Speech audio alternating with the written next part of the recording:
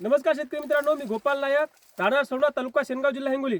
आपण कमी खर्चामध्ये शेतकऱ्याचं उत्पन्न कसं वाढेल यासाठी व्हिडिओ बनवत असतो.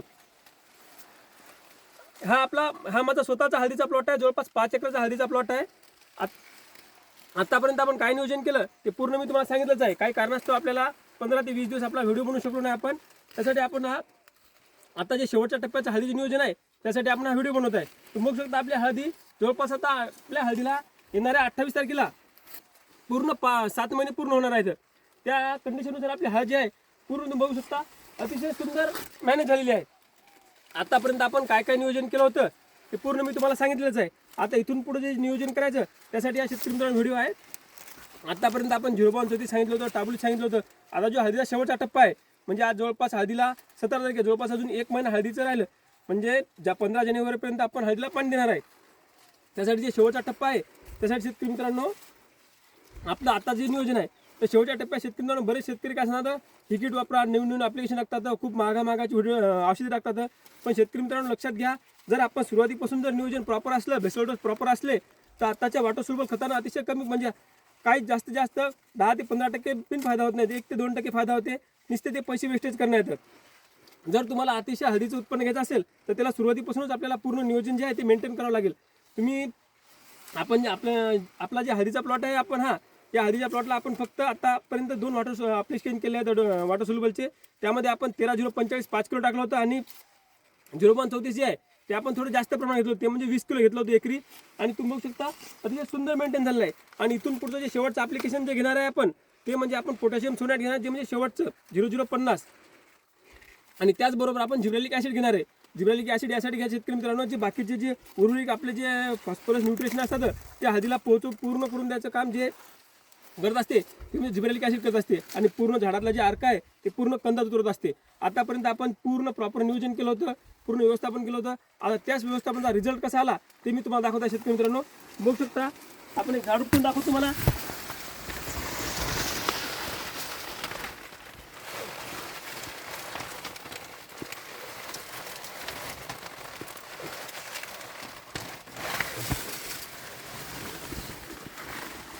माल बघू शकता शेतकरी मित्रांनो,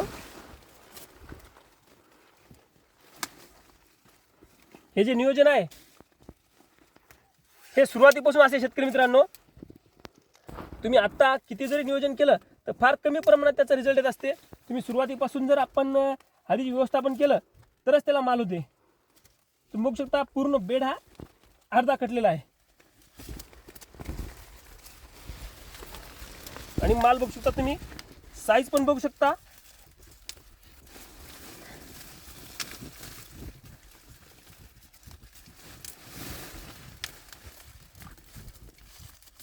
अजून आपल्या हळदीला 7 महिने पूर्ण व्हायचे राहिलेले आहेत.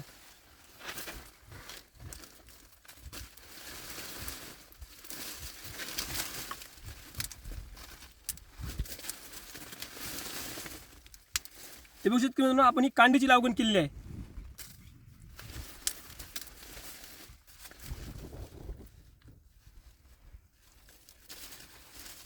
बघू शकता तुम्ही हे पूर्ण मातृकंद आहे आणि पूर्ण 3 ते 4 हे फुटवे आहेत.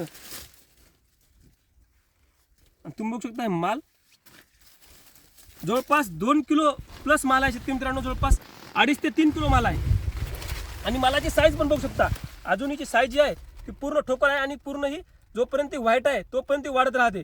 म्हणजे आज जर कांडीची साईज जर म्हटलं तर तुम्ही बघू शकता हातात एकच कांडी बसत आहे आणि ती साईज अजून थोडी वाढायची राहिलेली आहे. पूर्ण मॅच्युअर होण्यासाठी शेतकरी मित्रांनो अजून याला 2 महिने टाईम आहे. 2 महिन्यापर्यंत तिचं जवळपास ती जर 20% जरी वाढली तर बघू शकता हा जे माल आहे, माल किती असेल मी तुम्हाला सांगू शकत नाही, पण जवळपास मला तर वाटतं 2.5 किलो जवळपास माल असेल हा.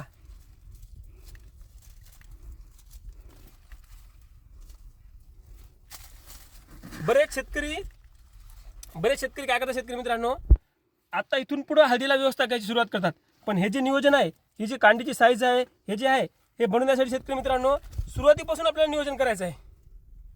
तुम्हाला कांडी सुद्धा सरळ आहे, साईज पण फुल आहे आणि अजूनही कवळीच आहे. पूर्ण मॅच्युअर व्हायला टाईम आहे अजून, म्हणजे 2 महिन्यापर्यंत पूर्ण जवळपास ही अजून 10 ते 15% जरी वाढली तुम्हीच अंदाज लावू शकता की अजून किती माल निघाला.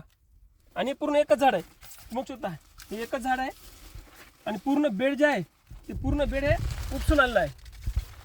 म्हणजे पूर्ण बेड जे आहे पूर्ण खाली झालेला आहे.